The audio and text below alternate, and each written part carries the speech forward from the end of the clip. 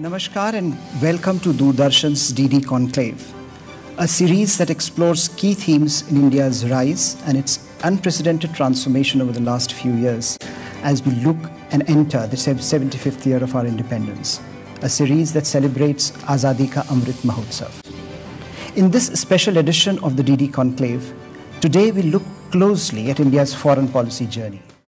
And who better to talk about India's foreign policy journey, its rise in the global hierarchy than India's top diplomat himself, Dr. S. Jaishankar.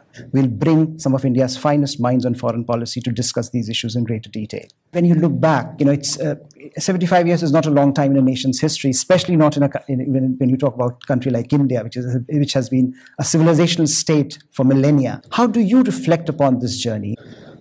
I think, this is really a good starting point for a discussion because I agree with you that 75 years is a small period of time.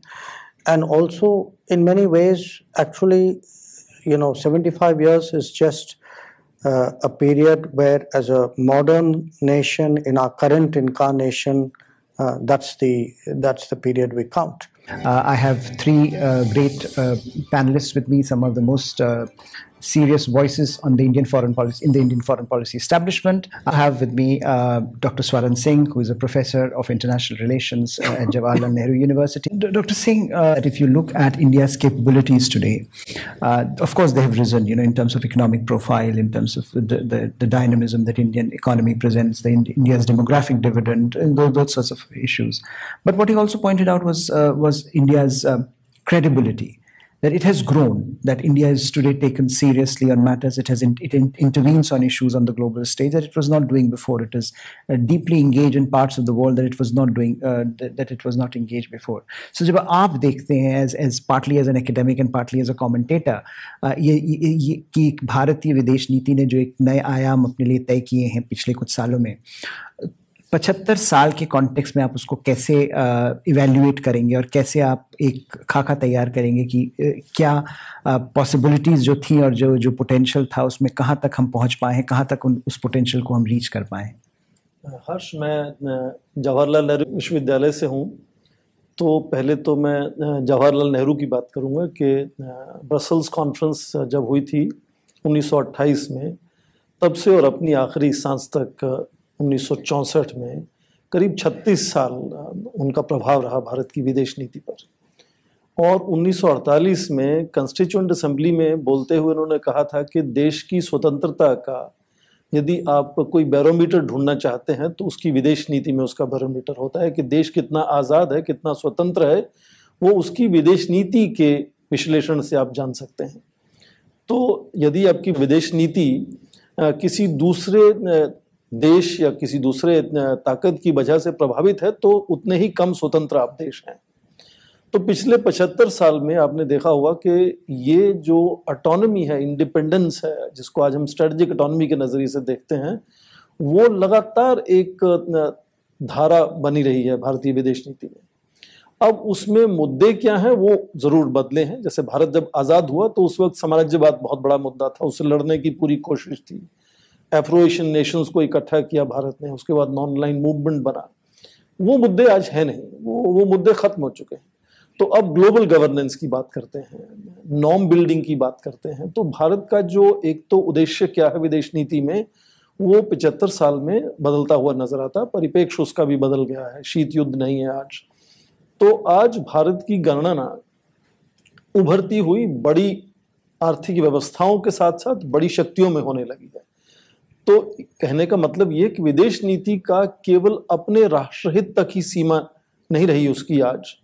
आज विश्व की क्या अपेक्षा हमसे है, वो आज तय करता है कि भारत की विदेश नीति किस तरफ को झुकेगी या किस तरफ को मुड़ेगी। तो जो ये भारत के उद्देश्य हैं, वो विश्व भर में जो अपेक्षाएं हैं भारत के प्रति, उनका प्रभाव बढ़ा है पिछले कुछ समय में। और उसके साथ साथ हमारी तकनीक की वजह से लोगों की जागरूकता बढ़ी है। तो भारत के अंदर भी जो लोग हैं उनकी भी एक जो उसमें चाहे भागीदारी कहें या उसमें अपेक्षा की बात करें, तो विदेश नीति कुछ लोगों तक सीमित नहीं है। आज बहुत ज्यादा लोग उसमें अपने आप को सम्मिलित पाते हैं शामिल पाते हैं कि क्या नज़रिया और क्या उद्देश्य भारत की विदेश नीति का होना चाहिए। तो भारत का अंतर्राष्ट्रीय स्तर पर जो प्रभाव है वो बढ़ा है। इसलिए मुझे लगता है विदेश नीति का जो एक उसका कंसेप्चुलाइजेशन है, जो उसको सोचने का तरीका है, उसको किस तरह से कार्यान्वित करना है ज़मीन पर, उसमें काफ़ी बदलाव हाल में आया है। और हाल ही के पिछले 6 या 7 वर्षों की बात करें तो प्रधानमंत्री की हाइपर एक्टिव डिप्लोमेसी जिसको हम कहते हैं, उससे भारत की विजिबिलिटी बहुत बढ़ गई है। तो आज की विदेश नीति जहां देश स्वतंत्र हुआ था तब से आज मुझे लगता है पूरी तरह से बदल चुकी है। उसके चाहे वो तरीके हों, उसके जो करने का आपका नज़रिया हो या आपके उद्देश्य हों, किसकी तरफ आप अपनी पूरी कोशिश लगाना चाहते हैं, मुझे लगता है पूरी तरह से बदल चुका है। और भारत की विदेश नीति आज एक तरह से वही बैरोमीटर है कि भारत की स्वतंत्रता को तो वो दिखाता ही है, पर भारत का जो विश्व स्तर पर छाप है वो किस तरह से बढ़ रही है। इंटरनेशनल योगा डे एक उदाहरण हो सकता है।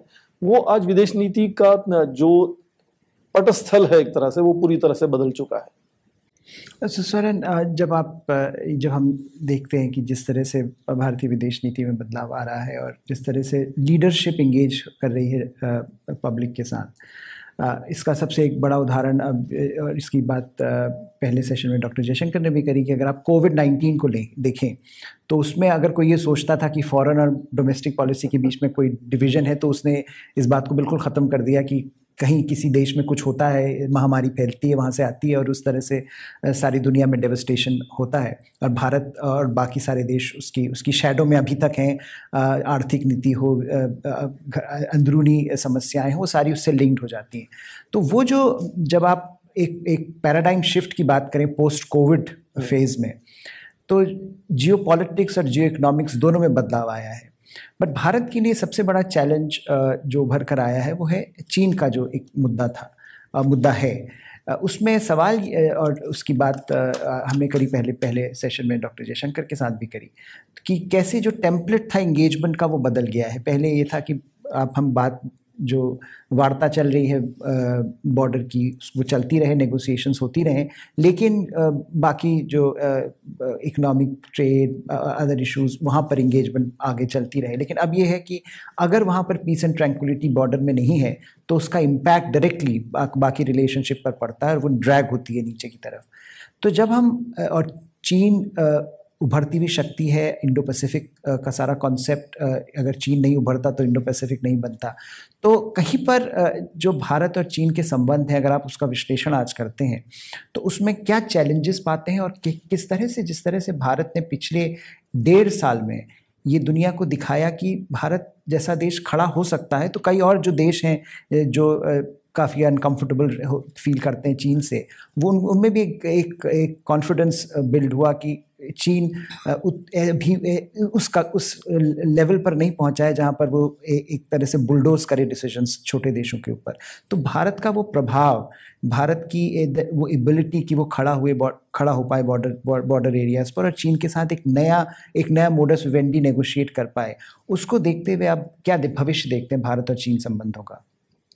हर्ष, आप तो खुद एक विशेषज्ञ हैं अंतर्राष्ट्रीय संबंधों के। तो ये जो सर्वव्यापी महामारी का पूरा असर हुआ है पूरे दुनिया में, उसने अंतर्राष्ट्रीय संबंधों में जितने भी मापदंड थे उनको एक चुनौती दी है कि क्या आर्थिक व्यवस्था ताकतवर होने से देश ताकतवर होता है या नहीं होता है, विकसित और विकासशील देश कौन है और किस तरह से स्वास्थ्य को लेकर अपनी जो जटिल समस्याएं हैं कैसे सुलझाते हैं, या फिर सीमाओं का क्या असर है रिश्तों पर। आज भारत को फार्मेसी ऑफ द वर्ल्ड कहा जा रहा है। तो महामारी के चलते चुनौती तो पूरे विश्व में आई, पर भारत जैसे कुछ देशों को उसमें एक बहुत अच्छा अवसर भी मिला कि अपनी साख को सामने लाने का, अपने योगदान को दिखाने का। इसीलिए आप देखें कि वैक्सीन मिलने से पहले ही भारत से पैरासीटामोल और हाइड्रोक्सीक्लोरोक्विन करीब 80 देशों तक वो उसको भेजा जा रहा था। तो महामारी के चलते भारत की छवि तो और साफ उभर कर सामने ही आई है। चीन में क्योंकि वो महामारी शुरू हुई थी, इसलिए शायद ज़्यादातर जो बड़े देश हैं, खासकर जो विकसित देश हैं, वो उन्होंने अपनी नाराज़गी जाहिर की कि चीन के साथ वो परेशान है, चीन की वजह से ये महामारी पूरी दुनिया में फैली है। और ख़ासकर आप देखें विकसित देशों में जितना नुकसान हुआ है उतना कम विकसित देशों में नहीं हुआ है। आपके पड़ोस में अफ़गानिस्तान को देखें, यहाँ इतना देखें टर्मोइल रहा है पिछले कुछ समय में, ये मुद्दा ही नहीं है कि महामारी का कोई उनको चिंता है कुछ इस बात को लेकर। तो क्या विकसित होना काफ़ी है और किस तरह की आपको विकास चाहिए, उसके मापदंड क्या होने चाहिए, ये अंतर्राष्ट्रीय संबंधों में अब पूरी बहस छिड़ी हुई है कि विकासशील, विकसित और कम विकसित कैसे, ये परिभाषित कैसे किया जाए कि who is developed and who is not developed.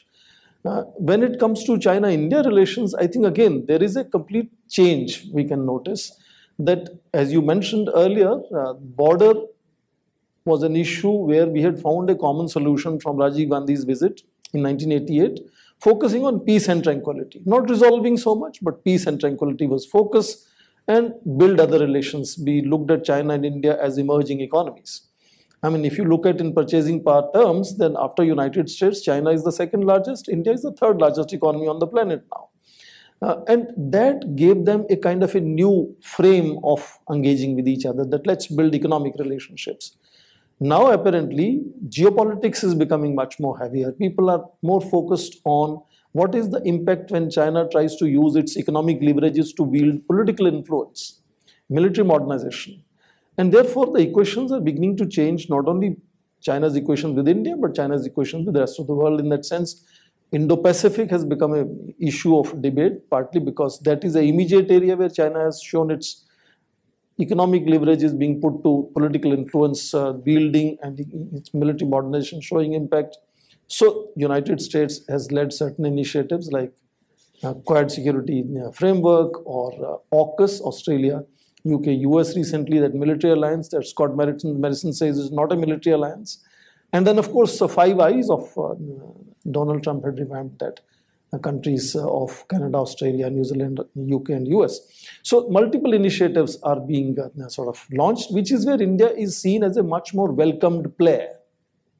Now, India is seen as an influencer, shall we say, compared to Asia-Pacific format, completely excluding India. So India is now far more engaged with much regional and global level of initiatives, because many of them are focused on ensuring civility and restraint on China. It begins to be looked upon as if India is engaging those frameworks and initiatives because of China challenge. That's not the only reason. If you look at it today, even as we speak here, China continues to be the singular largest source of India's imports. So the other elements have not completely disappeared in terms of China's investments into India. 21,000 Indian students being, learning medicine in China. Those things have not disappeared. But if there is a greater tension on the border, that makes now much bigger impact on all other relationships than it did for last 3 decades when we talked of peace and tranquility being the format. So as Foreign Minister in his book, India Way, says already, we are now looking for new equilibrium between the relationship. Because that old chapter of focusing on peace and tranquility and building other relations with immediate neighbor called China is no longer functional. It is creating far more frequent and not so small-scale violent confrontations on the border. So I think we are all looking at new frames of reference and new frames of engaging with each other. So India could be seen at a cusp of redefining its foreign policy in that sense. And that is not limited only to China. I think that is limited to India's overall engagement with the rest of the world. Very, very brief comments on the Indian Ocean question that was raised. Basically, entire humanity is shifting from continents to oceans. And India has a strategic advantage of its location. And therefore, you have noticed that Indian government has been now taking interest in oceans, whether it is Sagar, which is security and growth for all in the region, or more recently in Indo-Pacific, again, Indo-Pacific Oceans Initiative.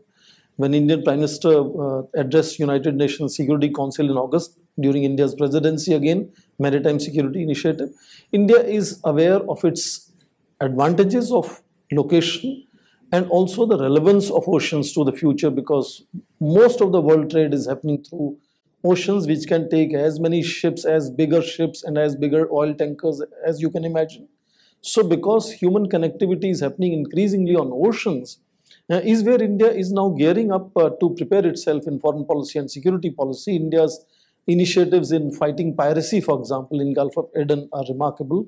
In fact, that provide an opportunity to work together with China, also with United States, Russia, and Japan. So in that sense, India is in grip and good understanding of oceans becoming very relevant. And when India is called net security provider in the region, that clearly means oceans as well.